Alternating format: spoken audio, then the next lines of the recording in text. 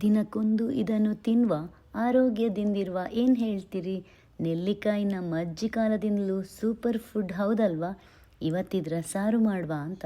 Pepper, ಜೀರಿಗೆ, ಕೆಂಪು ಮೆಣಸು, ಸ್ವಲ್ಪ ಎಣ್ಣೆ ಹಾಕಿ ಹುರಿದು ಒಂದೆರಡು ಎಸಳು ಬೆಳ್ಳುಳ್ಳಿ, ಬೇಸೊಪ್ಪು ಸೇರಿಸಿ ಕಾಯಿ ತುರಿ ನೆಲ್ಲಿಯೊಟ್ಟಿಗೆ ಅರ್ದ್ರೆ ಆಯಿತು. ಅಷ್ಟೇ ಸುಲಭ ಉಂಟಲ್ವಾ? ನಿಮಗೆ ರೆಸಿಪಿ ಕ್ಯಾಪ್ಷನಲ್ಲುಂಟು.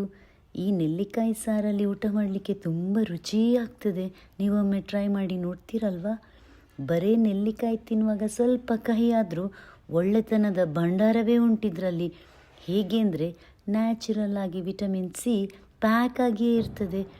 ಈ ಥರ ಸಾರು ಮಾಡಿಕೊಂಡ್ರೆ ಹೆಲ್ದಿ ಪದಾರ್ಥ ಮಾಡಿದ ಹಾಗೂ ಇರ್ತದೆ. ನಿಮ್ಗೆ ಗೊತ್ತಾ, ನಾವು ಒಗ್ಗರಣೆ ಹಾಕೋದು ಪರಿಮಳಕ್ಕೆ ಆದರೂ ಸಾಸಿವೆ ಎಣ್ಣೆ ನಮ್ಮ ಇಮ್ಯುನಿಟಿ ಹೆಚ್ಚು ಮಾಡ್ತದೆ. ಊಟಕ್ಕೆ ಪಲ್ಯ ಇದ್ದಾಗ ಯಾವುದಾದ್ರೂ ಸಾರು ಬೇಕಾಗ್ತದಲ್ವಾ? ಈ ನೆಲ್ಲಿಕಾಯಿ ಸಾರು ನಿಮ್ಗೆ ಇಷ್ಟ ಆಯಿತಾ?